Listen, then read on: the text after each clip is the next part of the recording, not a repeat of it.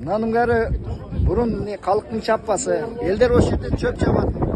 Осы жерді міне қиратып, ауыр техникамен жер көктің бәрін қазып,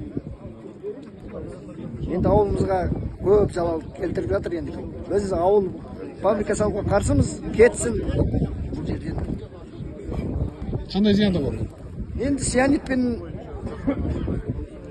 нетет дейді, бұл таудың басында тұр, ол сианит араласқаннан кейін ол өзенге қосылады. Маралка өзенге, мұқым Шығыс Қазақстанға залал. Жаңғыз Маралка емес, Шығыс Қазақстан. В общем, Осы жерде тұрасың ба, тумасы ба? осы Маралкенің тумасы ма? Тумасы Мал ұстайсың ба? мал ұстаймын. Мына жердің бәріне.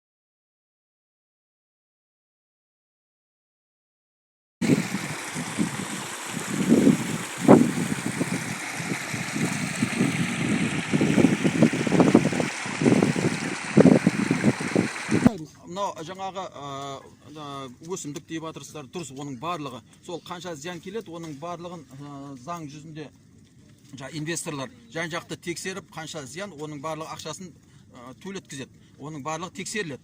Сонан кейін айтайын деген ағайын. Бізді малымыз,